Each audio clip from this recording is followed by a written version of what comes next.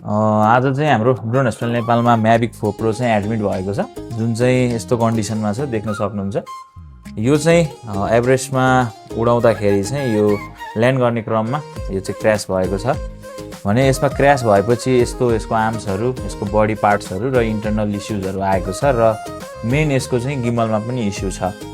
अब हामी चाहिँ यसलाई रिपेयर प्रोसेसतिर अगाडि लागौँ है त।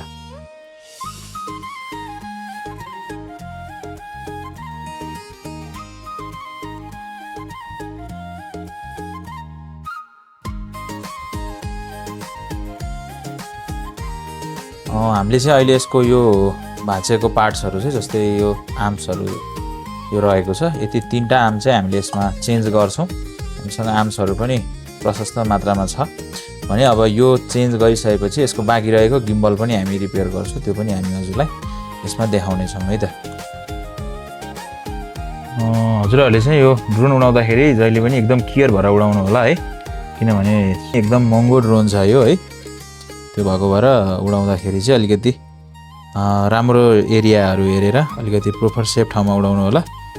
हामीले यो आर्म्स चाहिँ यसको 3वटा आर्म्स चाहिँ कम्प्लिट चेन्ज गरिसकेका छौँ र अब काम चाहिँ हाम्रो गिम्बलमा रहेको छ। यसको यो गिम्बलको केबल र यो भित्रको या मोटरमा चाहिँ इस्यु छ यो, अनि त्यही माथि यो स्टक पनि भइरहेछ, यो गिम्बल यहाँबाट माथि गइरहेको छैन। अब यसलाई चाहिँ रिपेयर प्रोसेसतिर लागौँ है त।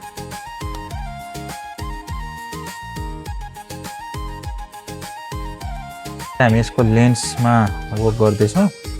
यसको चाहिँ यो पार्ट्सहरू चाहिँ एकदम मजासँग एकदम सेफसँग राख्नुपर्छ र अर्को चाहिँ के छ, यसको लेन्समा काम गर्ने क्रममा स्क्रैचेसहरू, बाहिरको मोइस्चरहरू लाग्यो अरे कुरोहरू पनि लाग्यो भने चाहिँ अलिकति पछि इमेजमा चाहिँ केही इस्यु देखिन सक्छ। त्यो भएको भएर एकदम प्रोपरसँग चाहिँ यसमा काम गर्नुपर्ने छ है।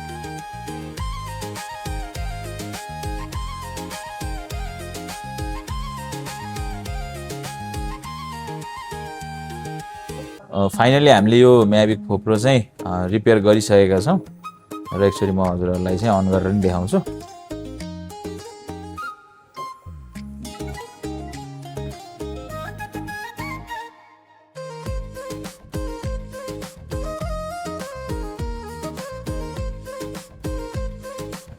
र ड्यासबोर्डमा देख्न सक्नुहुन्छ केही त्यस्तो एररहरू कुनै पनि छैन है, गिम्बल रिलेटेड एररहरू केही पनि त्यस्तो छैन भने सबै फाइन छ। अब यसको हामी टेस्ट फ्लाइट हेरौँ है त।